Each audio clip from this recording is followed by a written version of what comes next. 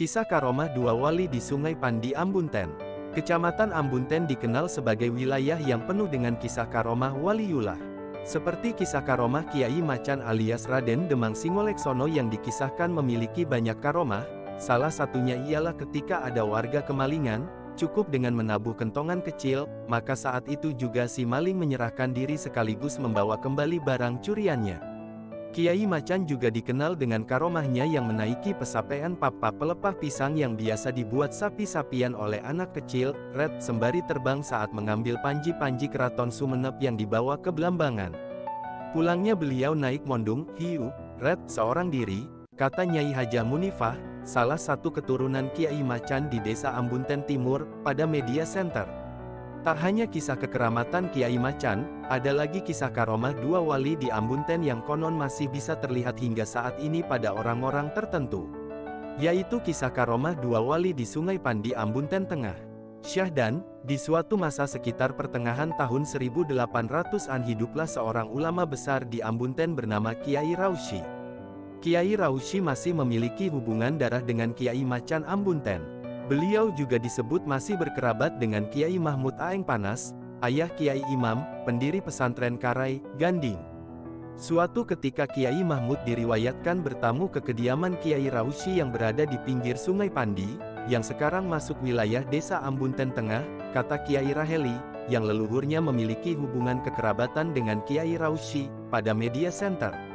Sesampainya di kediaman Kiai Raushi, Kiai Mahmud berkata pada Kiai Raushi bahwa dirinya ingin makan ikan laut. Lalu Kiai Raushi bergegas mengambil jaring yang biasa digunakan para nelayan dan menghamparkannya ke halaman rumah beliau. Seketika atas izin Allah, jaring dipenuhi oleh ikan-ikan laut yang masih hidup dan menggelepar di jaring tersebut. Akhirnya dimasaklah ikan-ikan tersebut oleh Kiai Raushi dan dihidangkan kepada Kiai Mahmud, cerita Kiai Raheli. Setelah selesai makan, Kiai Raushi seperti yang ditirukan Kiai Raheli berkata pada Kiai Mahmud, "Sekarang giliranmu, saudaraku." Mendengar itu, Kiai Mahmud mengambil sisa-sisa ikan bakar yang kepalanya masih menyatu dengan tulang sampai ekor, namun sudah tiada berdaging, karena telah dimakan. Ikan bakar tersebut lalu dilempar oleh Kiai Mahmud ke Sungai Pandi yang tak jauh dari situ. Ajaib, ikan yang tak berdaging itu atas izin Allah hidup dan berenang-renang di sungai. Ikan tersebut hingga saat ini dari cerita warga kadang menampakkan diri.